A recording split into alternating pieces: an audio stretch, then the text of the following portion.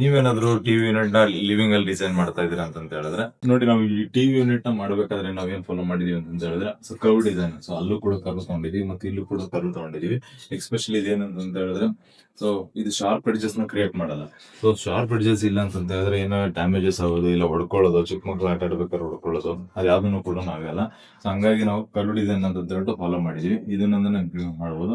Especially TV unit ಮಾಡ್ತೀವಿ ಅಂತ ಹೇಳಿದ್ರೆ, ಸೊ ನೋಡಬಹುದು ಇದರಲ್ಲಿ ಇದೊಂದು ಲೈಟ್ ಹಾಕಿರೋದು ಹೈಲೈಟ್ ಆಗಿ ಕಾಣಿಸ್ತಾ ಇರೋದು. ಸೊ ಎಂಟೈರ್ ಒಂದು ಲೈಟ್ ನ ರನ್ ಮಾಡ್ಕೊಂಡು ಹೋಗಿದೀವಿ. ಸೊ ಆ ಲೈಟ್ ಇಲ್ಲ ಅಂತ ಹೇಳಿದ್ರೆ ಡೆಫಿನೆಟ್ಲಿ ಇದು ಗ್ರ್ಯಾಂಡ್ ಆಗಿ ಕಾಣಿಸ್ತಾ ಇರಲಿಲ್ಲ. ಸೊ ಒಂದು ಕರ್ವ್ ಡಿಸೈನ್ ಮತ್ತೆ ಒಂದು ಒಳಗಡೆ ಸ್ಟ್ರಿಪ್ ಲೈಟ್ ಕೊಟ್ಟಿರೋದು. ಅಂಡ್ ಇನ್ನೊಂದ್ ಏನಂತ ಹೇಳಿದ್ರೆ, ನಮಗೆ ಬ್ಯಾಕ್ ಗ್ರೌಂಡ್ ಅಲ್ಲಿ ನೋಡಬಹುದು ಜಸ್ಟ್ ಎಲ್ಲಾನು ಕೂಡ ನಮಗೆ WPC ಬರುತ್ತೆ ಅಂಡ್ ನಾರ್ಮಲ್ ವ್ಯೂವರ್ಸ್ ಕೂಡ ಬರುತ್ತೆ. ಸೊ ಹಿಂದೆಗಡೆ ಕಂಪ್ಲೀಟ್ ಆಗಿ ಪ್ಯಾನಿಂಗ್ ಆಗಿದೆ. ಸೊ ಆ ವಾಲ್ ಹೈಲೈಟ್ ಆಗಿದೆ ಅಂಡ್ ಅದ್ರ ಜೊತೆನಲ್ಲಿ ಈ ಎಂಟೈರ್ ಟಿವಿ ಯೂನಿಟ್ ಕೂಡ ಹೈಲೈಟ್ ಆಗಿದೆ. ಇದನ್ನ ನಾವೇನಾದ್ರೂ ಬ್ಯಾಕ್ ಗ್ರೌಂಡ್ ನಾವು ಎಂಟಿಯಾಗಿ ಇಟ್ಕೊಳ್ಳೋದ್ ಬದಲಾಗಿ ಏನಂತಂದ್ರೆ, ಇಲ್ಲಿ ನಾವು ಲೂವರ್ಸ್ ಹಾಕೊಳ್ಳೋದಾಗ್ಬೋದು, ಇಲ್ಲ ಅಂತಂದ್ರೆ ಜಸ್ಟ್ ವಾಲ್ ಪೇಪರ್ ಹಾಕೊಳ್ಳೋದಾಗ್ಬೋದು, ಏನಾದ್ರು ಒಂದು ಹೈಲೈಟ್ ಮಾಡಿದ್ರೆ ತುಂಬಾ ಚೆನ್ನಾಗಿ ಕಾಣುತ್ತೆ.